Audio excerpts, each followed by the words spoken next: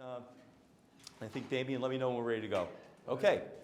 Good morning, everybody. My name is Howard Halbin. I'm with the Centurion Jewelry Show, and we're extremely proud to be involved with a wonderful gemstone education day here with some of the real luminaries in the gemstone industry. Today, we're going to be featuring Edward Bohm from Rare Source, Eric Braunwart from Columbia Gem House, Joseph Menzie from Joseph Menzie Inc., JAIMEEN Shah from Prima Gem, Shaker Shah from Real Gems, and Monty Zajac from Equatorian Imports. And it's going to be a very fun and interesting day. We're going to be covering the area of rare and exotic gemstones. We're going to be covering East African gemstones, a whole special new market that Eric is going to be talking about. Joe is going to be getting into with a colleague the ruby and sapphire area. Shaker is going to be dealing in depth on emeralds. Monty is going to be picking up emeralds as well in a big way, and also about red emeralds. It's going to be very exciting. And if you're a buyer of gemstones, you're going to find this indispensable information. So thank you. And now I'd like to introduce JAIMEEN Shah to come up from Prima Gems to talk about East African gemstones. Intimidating crowd, so it's How you doing, Joe? You'll be fine. You know your stuff well. Fair enough. So let me know when you're ready. And Go ahead. yeah. All right. Thank you, Howard, for the introduction and the invitation. It's an honor to be present around some of the most knowledgeable gem dealers I know of, at least. And the first thing I'd like to say, and this is a very important first statement, I'm not an expert in East African gemstones. I'm just another lucky dealer to be involved in the process of being there. And my family's been around there for like 35, 40 years. A lot of the information I gather and share with everyone here is information that we have gathered from the ground. A lot of what we learn is from stories. Africa, if you've been there, if you've visited the country, lived there, you know that the African community, the African people, they're a very, very communication-based community. They love their stories. Everything is about a great story. Everything is about information. Not a lot of it, and you will understand that from the government, and a lot of it from even professionals. Not a lot of it is well documented and very well understandable in terms of policy. So everything you learn is from the ground up.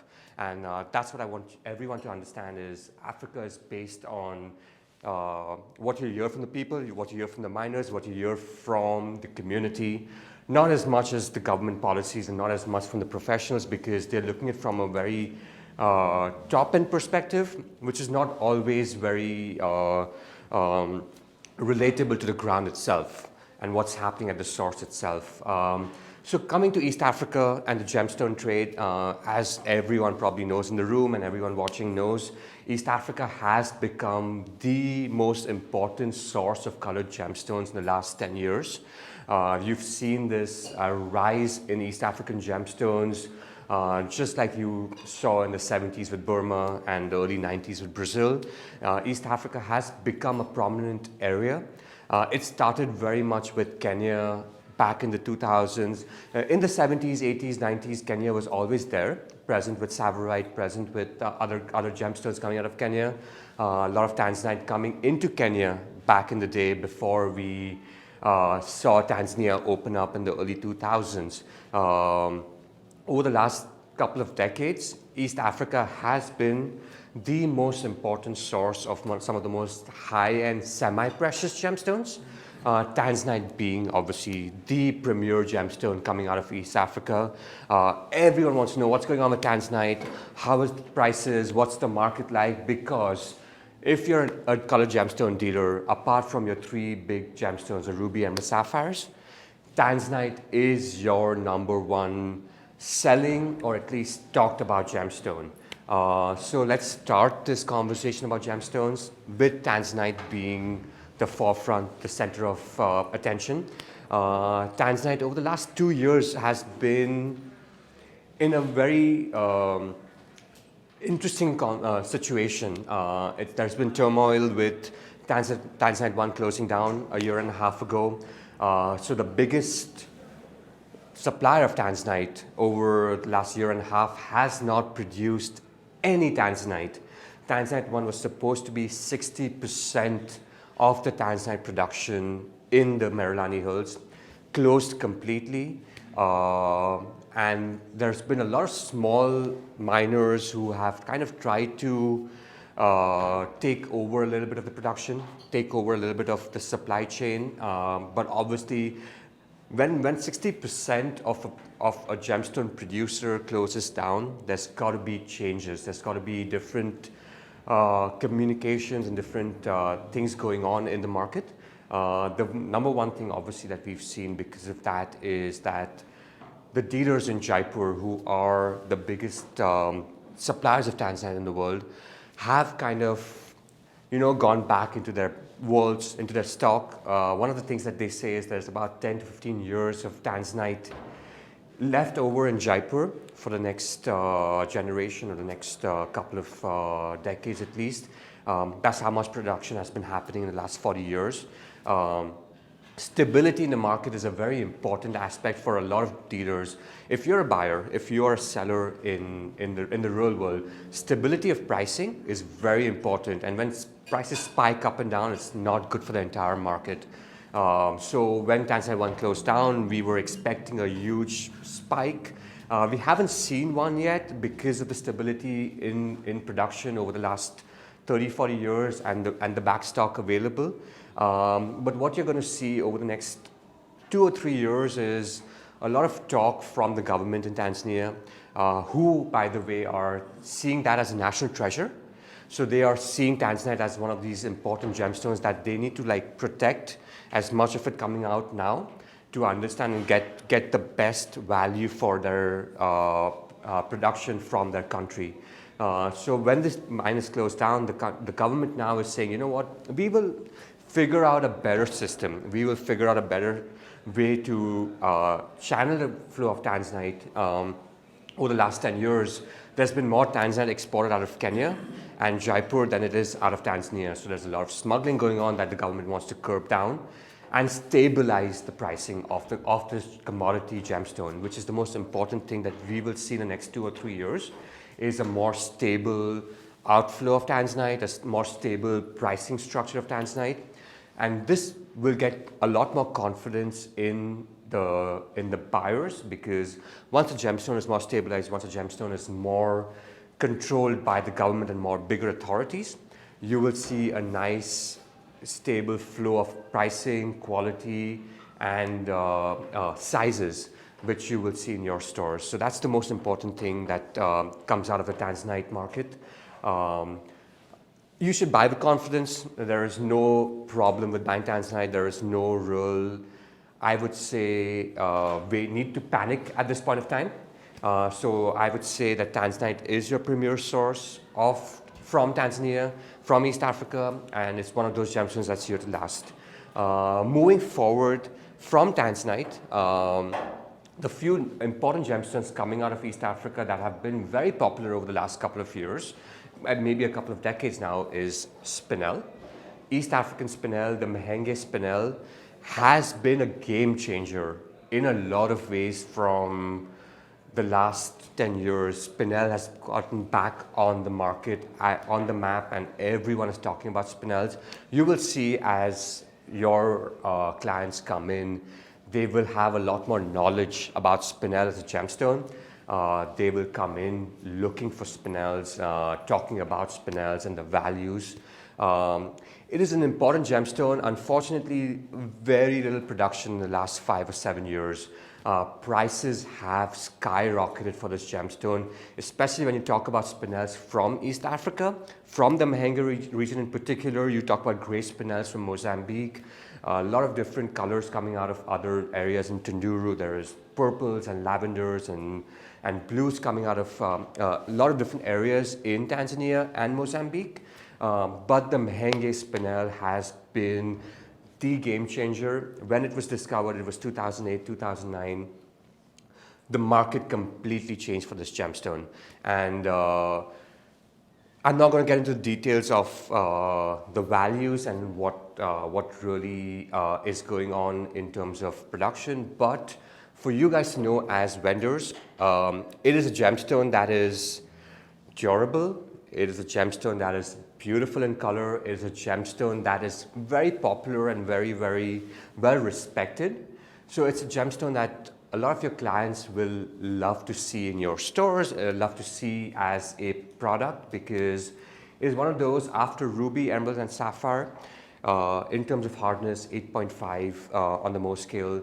Durability doesn't take, not most spinels don't take a lot of treatment. So it's one of those gemstones that will give you an added advantage in terms of your exotic collection. Like I said, apart from the Mahenge spinel that produces your beautiful strawberry pinks and beautiful raspberry reds, you are seeing a lot more production in Mozambique from the grays, which have become a very popular gemstone in the last couple of years, in addition to the purples and the blues that have also been very, very popular. Those gemstones were very well known from the Burma, Vietnam area in the beginning, and now you see a lot more from East Africa as well. Another important gemstone that has taken the world by storm is the Mozambique grape colored garnet, what they call the neon purple garnets that came out of Mozambique 3 or 4 years ago. Another gemstone that has changed the way garnets were perceived. There was not a lot of purple gemstones, especially in garnets, available in mass production in beautiful colors, big sizes. Grape color garnet has changed that in the last 2 or 3 years. So what I'm trying to say is East Africa, not only are you talking about market updates in terms of the known gemstones, the Saverites and the Tanzanites, but there's a lot of new, interesting, exciting discoveries. That is what our gemstone world, our color gemstone world is special, is looking for. Every year, we as gem dealers, when we come to Tucson, when we go to Vegas, the first thing our customers ask for, what's new, what's exciting? And I know clients coming into jewelry stores are also looking for that. A color gemstone client is very different from a bridal client or a jewelry client in general, a diamond client in general. There's a lot more passion involved in what they're looking for. There's a lot more knowledge involved in what they're looking for, because a color gemstone client is a more sophisticated client. They're not just looking for the next ring or the next thing to purchase for a gift. They're looking for what is different, what is new, what is out there that everyone's going to talk about. And for that, it's very important for us to always bring in freshness, bring in newness. And East Africa has been instrumental in that freshness and newness that comes out from that area. Coming back to some more of the well-known gemstones, Savorite being one of those gemstones that everyone's known. It's been around for 30, 40 years, but it's been a gemstone that's gained popularity in the last maybe 20 years. People know Savorite for Savorite. I did gem shows in the retail world for the last 7 or 8 years, and there used to be, in the very beginning, I used to go there and say, hey, Savorite, green garnet, and the first thing a retail client would say, I didn't know garnet came in green. And that is something that I feel like we as gemstone dealers are responsible of not doing a good enough job of telling people about the different colors, the different materials coming out. We don't do a good enough job of marketing materials that are so exotic and so important, and that is our job, to educate gemstone vendors, gemstone dealers, jewelers, and most importantly the final client of the different kinds of gemstones coming out. It's not just ruby, emerald, sapphire. It's not just rhodolite garnet and red garnet and blue topaz. There is a whole world of gemstones out there. If you're talking about a January birthstone as a garnet, red garnet is not your only option. You have a purple garnet, you have a green garnet, you have a mandarin garnet, you have so many options that are available to you. And it's definitely an easier sale to sell a stud of red garnet or just a red garnet ring, because they know about it.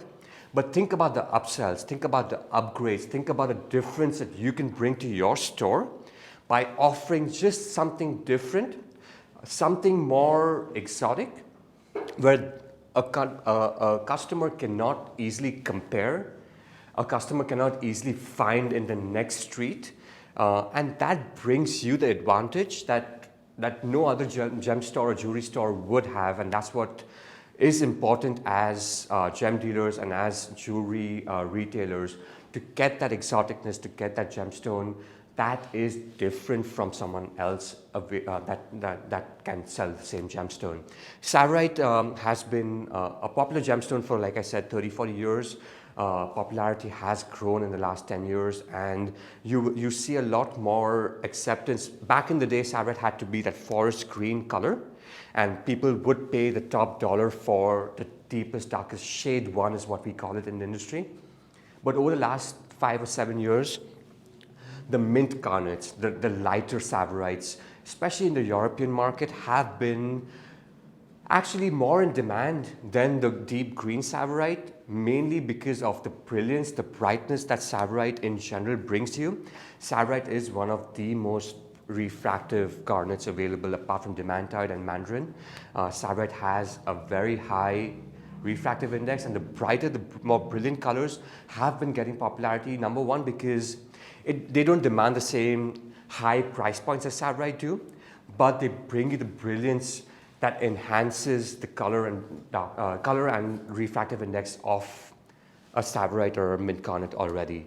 So again, it is all about the exotic nature of materials coming out of East Africa, and there's a lot of it coming out there right now. The government, especially in Tanzania, is recognizing the resources that it has. It is trying to control it a little bit better, trying to stabilize prices in the market a little bit better. It's all good. We all fear East African governments for the reason that they are not very stable and they change policies very often. What's happening now is that they are going for a more long-term play. They're going for a more they might slow down production for now, but they're going for a more long-term perspective of price stability, getting the locals involved, getting the locals, giving them more value for the gemstones being exported. It is a good thing. It's nothing to be fearful of. There will be road bumps in the future. There will be changes in the government. Governments are not very easy to predict, but they're thinking long term, and which means that for the industry in general, if we go with the flow the next 5 years, it's going to get more stable, and you will see that gemstones are something that you as a retailer will be able to rely on them, and you will be able to say, you know what, I can rely on 10% or 20% of my sales being colored gemstones, and I will have a supply chain that's going to be able to supply this for me, and I will have a customer that is knowledgeable and will know about these gemstones. And that's what I want you guys to know, that buy color with confidence. In the next 5-10 years, with the way the market is coming up, you will have that as an important play in your store. Can you talk about pricing right now? Market prices for some of the product you were talking about. Well, pricing is definitely something that it's a very subjective issue, but to talk about pricing, if you talk about, let's just say the 3 most important gemstones, spinel, in the last 10 years, and we have a spinel expert in the panel and he'll tell you more about it, in the last 10 or 15 years, I'd say spinel, before the discovery of 2007, 2008, was a gemstone comparable to Savarite, comparable to an exotic, important gemstone.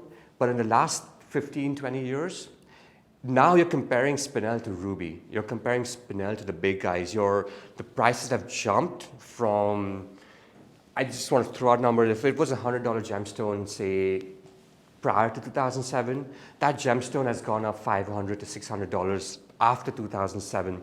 So spinels, because of popularity, have grown, and I see that trend to continue as it becomes more and more important. Tanzanite has been a stable, more price-conscious gemstone.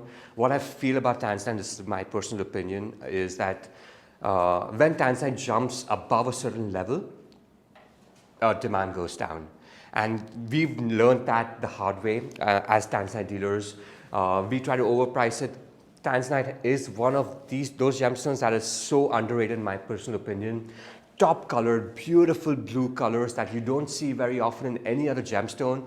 It is a one-source gemstone. It has so much story, so much lore behind it. You can have so much talking points when you're talking about gemstones of that nature. Tanzanite itself is an undervalued gemstone, but we've learned that because of competition, because of production, because of the way it has been put out in the market, above a certain price point, demand goes down. It has been stable for the last 5 or 7 years, even with the tanzanite mines being up and down. We've learned that if stability in tanzanite does not exist, the gemstone stops selling. So it's very important to buy tanzanite at the right price, and if you have the right suppliers, try to keep your prices stable. You go up and down with your pricing thinking that, oh, it's going to go, if tanzanite is going to go extinct in the next 10 years, you might find that there'll be a roadblock in the first 2 or 3 years. You can't just raise prices on tanzanite because every competitor has tanzanite at a certain price point.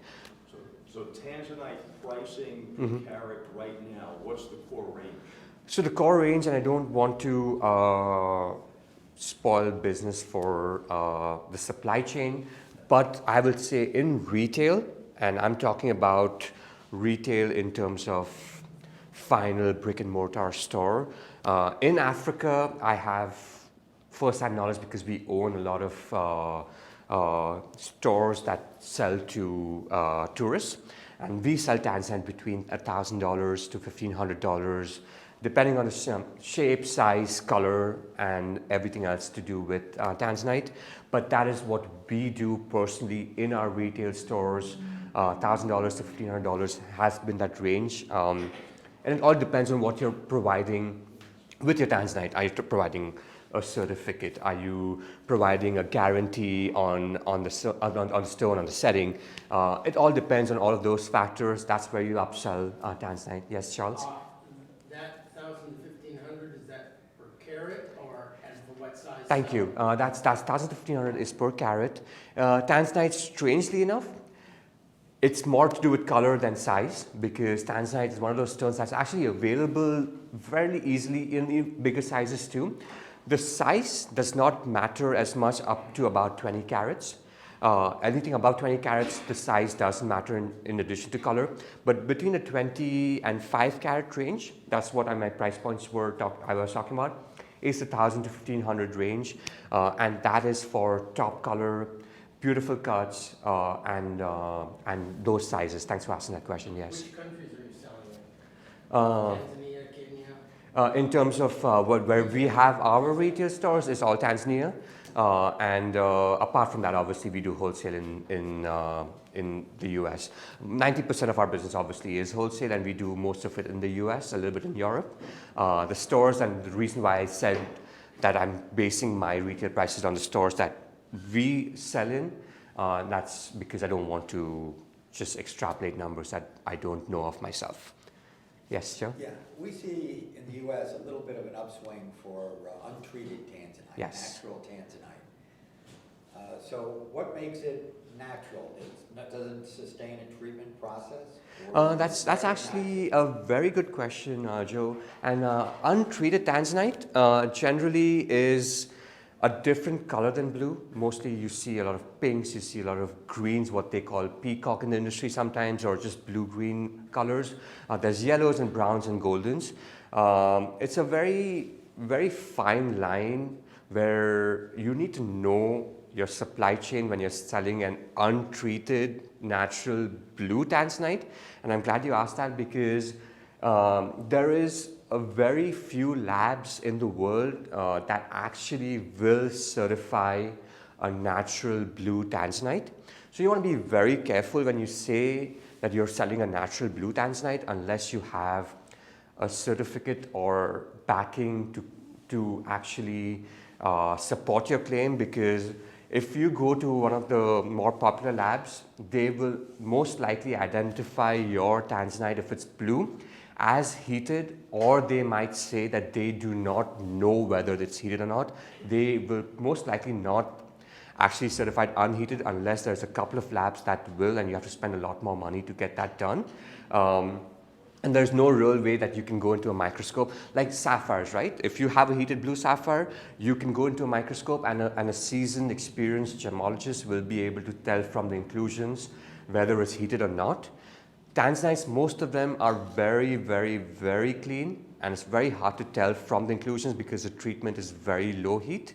So I would be very careful unless you have substantial backing to call a natural blue tanzanite unheated unless you can certify it or you know your supply chain very, very, very strongly. Well, my other question, or part of that question is, the tanzanite that's unheated, claimed as unheated, is different than blue. It has all the other colors. Correct. So at the time of producing faceting, do they understand that it cannot change to a blue color? So only green, the green component is chromium. Right. And chromium is the only component in tanzanite that does not heat. Every other color, no matter whether it's pink or yellow or gold or brown, will heat to blue. So you can literally heat every piece of tanzanite rough and turn it to blue except for the green color. So they will know. They are experts. The rough dealers can tell from looking at the piece of rough how blue it's going to get, the intensity of blue, and whether it's going to be blue with a hint of purple, purple with a hint of blue, with the axis. They can tell all of that. But it is a fact that every other color of tanzanite, and tanzanite in the rough comes out in every color. I don't think I've ever seen a red, but you can see red when you hit an incandescent light in the right axis. But I've seen pinks and purples and blues, obviously, yellows and oranges and goldens. But all of them, apart from green tanzanite, will heat to a blue eventually. Thank you. Yep. You talked a little bit about the supply for tanzanite, but just in general, for the other stones, for Tanzania and Kenya, is supply up, down, sideways? That's actually in volume? that's a good question, and I was just talking to Edward about this. The last couple of years have been terrible in terms of supply on a couple of gemstones, like the spinels I touched base on. No supply whatsoever. Malaya garnets was a very popular gemstone coming out of the ground in the last couple of years. Not real production. Gemstones like savarite, mint crossular, rhodolite, Tanzanian zircon, and tanzanite, I would say, will come in the category of stable supply. I would not call any supply at this point above normal in the last couple of years. There's a couple of reasons behind it. Not just the fact that there is not material in the ground, but a lot of changes happening in the government. Scares, or not scares is not the right word, but there's a wait and watch, a holding pattern of sorts with the miners themselves because they don't know what the real rules are at this point. The first thing that comes to mind is they made this new rule saying that every gemstone traded in East Africa, in Tanzania, in Arusha, has to be traded in one particular government designated building and that building alone. So if you're caught with rough, trading rough outside of that building, you get put in jail. Whether that rule is sustainable, no one knows. Whether you're allowed to carry rough in your pocket going to that building, and whether you get caught in the middle, and whether that's a crime, we don't know yet. So there's a lot of, it's a holding pattern. So that kind of makes, like, as miners, we also finance a lot of mines. And what we've done in the last couple of years is, you know what, hold off, mine's there, rough's there, it's not costing us anything to hold a piece of land. We don't throw money into it right now, and we just wait and watch till the government kind of gets all the rules in place, and then I think the production will go up a little bit more. So it's not just about rough in the ground, it's also about the holding pattern that everyone is in right now. Yeah. You're going to go to the next thing about savarites. I'd like you to talk about the rising price of savarites over 5 carats, how they're accenting.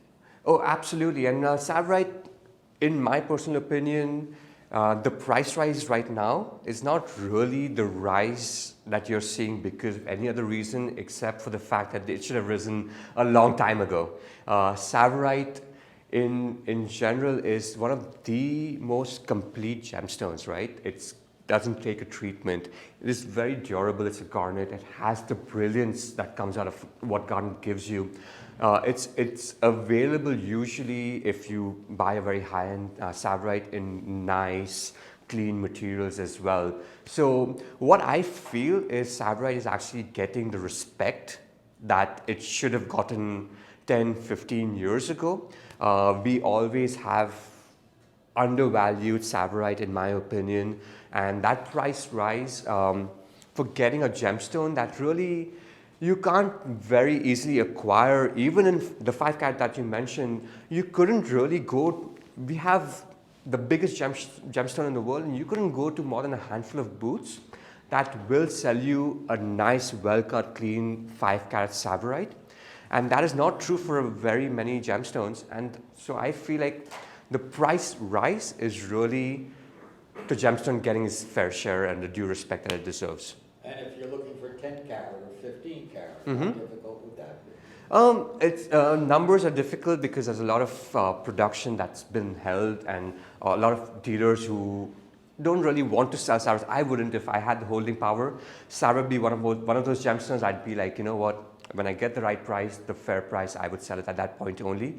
But to answer your question as fairly as I can, a 10, 15 carat Savarite would be in the same category as maybe your top 3. How often do you see a 10, 15 carat loop clean Ceylon blue sapphire, or how often do you see a spinel of that magnitude, or for an emerald that is very clean and Colombian or Zambian that has that high quality?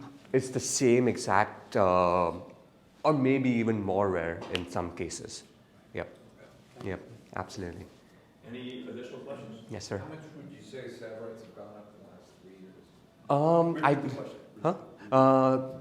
The price rise in Savarite in numbers, that is actually, there's no real metric or official record that I can tell you about, but what I would say is in the last 3 or 4 years, with everything in place, putting the factors of slower production, the increase in demand of that material, increase in demand of color in general, I would very fairly say that Savarite would be up at least 30 to 50% conservatively, and that means that my numbers could be very conservative because I'm right at the source, and I'm a seller because I want to mine and I want to produce more. But in terms of people who actually want to buy a gemstone and really hold it because they don't really have the supply chain to produce another Savarite of that magnitude, that number could be 1 to 2 times for those people as well. Yeah. Any other questions? Okay, let's give JAIMEEN a round of applause. Thank you, guys. Thank you. So we're now going to